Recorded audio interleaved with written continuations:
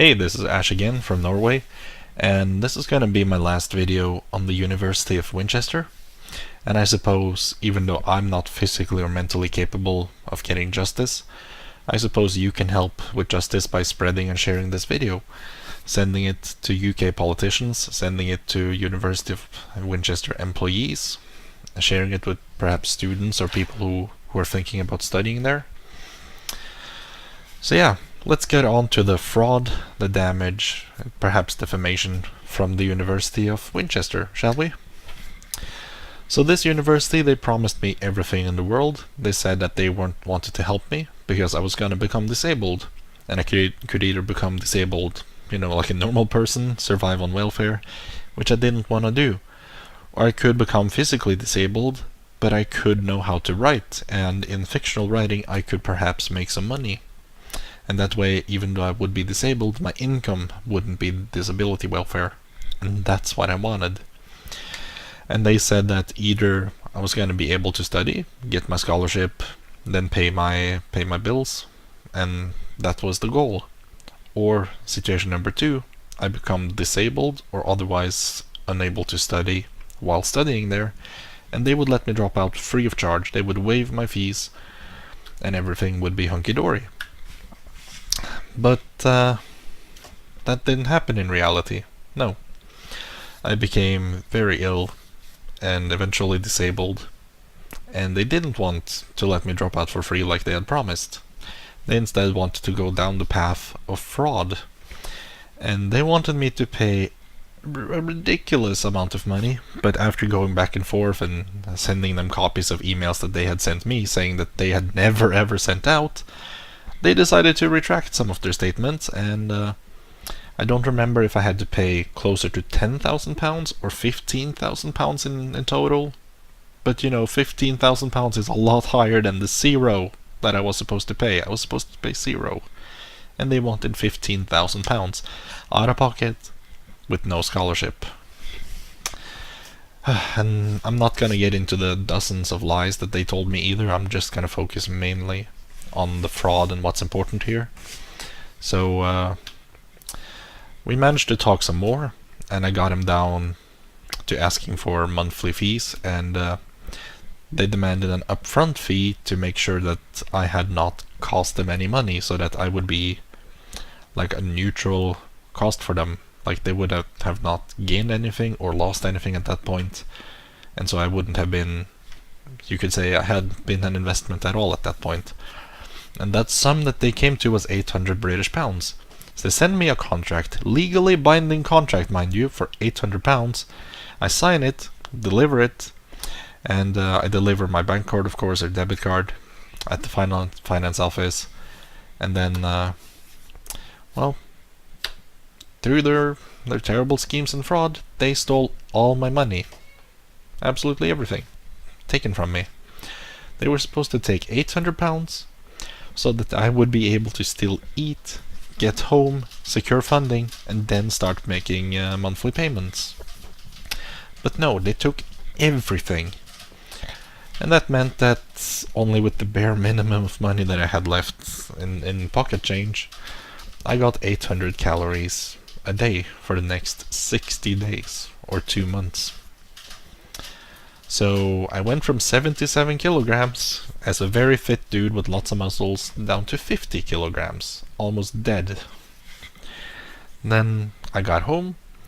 For some reason my mom cut me off, but despite her cutting me off and me not having any support, I got in touch with my psychologist. She got me emergency money from the welfare department, and that emergency money, that was gonna be enough food, or enough money for food, I mean. But then the university came at me again and said, hey, give us money or we'll send people to your house and kidnap you. That's a legitimate threat that they sent. So I begged and I said, please do not do this. You've already made me starve for 2 months, and if you make me starve any longer, I can die. And the University of Winchester said to me, that's none of our problem. You should have thought about that before you studied at our university. In other words, you should have thought about that before we committed fraud against you and stole all your money. It's disgusting that they have this kind of attitude. I said, please just wait 1 month. You can adjust how much I pay you every month. I'll pay you a little bit extra each month to make up for the first month that you lose. But please, please, do not let me starve any longer. I've already lost 27 kilograms. I don't have any left to lose. But they didn't give a shit. The University of Winchester basically wants you to die rather than miss a single payment. Like, should we get 20 months worth of payments or just 2 months of payments and have our dude die? Yeah, it's better to just get 2 months of payment and have our client die. That's way better. Cuckoo! I wanted to stay professional, but damn it, now I've broken that. But that's not all, you know, that's not all. I starved for 4 months, right? 4 months. 800 calories a day for the first 2 months, then an unknown amount the last 2, because I only had 30% of the money I was supposed to have. And that long of starvation has done permanent damage to my body. I'm now obese. I've been obese for the past 4 years, 6 months. And no matter the diet, no matter the exercise plan, it does not make me lose any weight. I've tried and tried and tried, and it does not work. Nothing works. Nothing helps. And so my body is now permanently damaged. My looks are permanently damaged. My muscles are permanently damaged. And now I'm going to be disabled not just from the medical conditions that I have, but from the actual physical damage from 4 months of starvation as well. So my chances to become able-bodied, they were at least there before. But now my body is completely wrecked, and there's no way I can recover from this ability. I'll be disabled for the rest of my life, thanks to the University of the Winchester. Why did I say the Winchester? But there's more, there's even more. Because the University of Winchester, they also talked to several employees that had talked to me, and who I had mentioned in my emails, and they got them to lie. Or if they told the truth, then they covered up the truth and actually made false claims in their name. And here's the thing. I was never supposed to study at the university. I was never supposed to get in debt, and I was never supposed to starve. I was never supposed to take permanent damage to my body from the starvation. You know why? Because I tried dropping out within the first 2 weeks of me studying there. Yeah, I tried, and I was denied. I was actually told by the school counselor to stay, and she manipulated me and kept resisting, even though I said, no, I want to drop out, no, I want to drop out. She always had a counter-argument, and eventually I had no power left. I couldn't just keep saying, I want to drop out anyway, no, I want to drop out. She did not want to listen. And she promised me the world, promised me everything, said, it will be fine, we will take care of we will take care of you. We will make sure that you succeed, we will make sure you pass. We will make sure you get better. She gave all kinds of promises, everything I wanted to hear, and despite me resisting and saying I want to drop out, she won. I mean, she didn't let up a single second. She kept pushing me. And really, it reminds me of the song in Little Mermaid, where Ursula tries to convince Ariel to make the deal and sign the contract. It reminds me of that. Like, she was overpowering, didn't let up for a single time, and somehow made me trust her despite being uncomfortable. And then she showed me around, showed me where my classes were, because I had no idea where they were, since I had a seizure during orientation and missed that. So, yeah, I have information in here that she told me specifically that I haven't gotten anywhere else, and which I maybe couldn't have gotten anywhere else. But you know what her testimony says against me? I've never met this man. Yep. She met me, she forced me to stay at university, didn't want to let me drop out. And she claims she has never ever met me, never talked to me, never seen me. And the same thing has happened with other employees that they have had testimony against me. They say that they have never met me, or they say they have never said the things that they have said. So, the University of Winchester, I think it's corrupt, and I don't know why. I guess someone somewhere is on the university's payroll and is benefiting from this.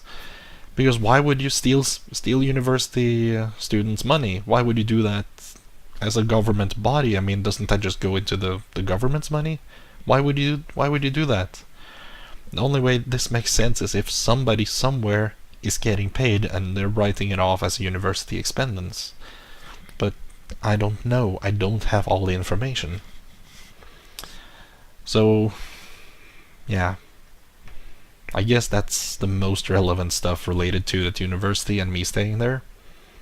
So I hope at least the word's able to get out that this university has done some terrible shit in the past, and they've covered it up, they have lied, they committed fraud.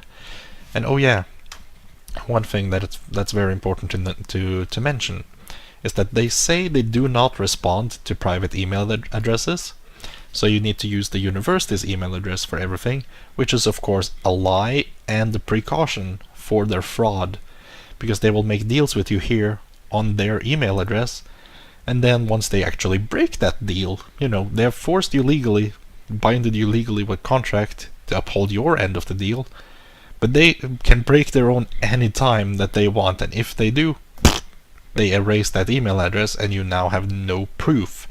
And at that point, they will respond to your private email address for some reason, even though they said they wouldn't.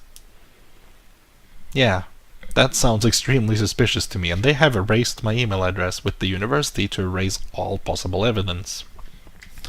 And after that, then they finally responded to my private email address, being very careful with what they said. They chose their words very carefully, took a lot longer to respond than before, and now, they couldn't mess with the evidence.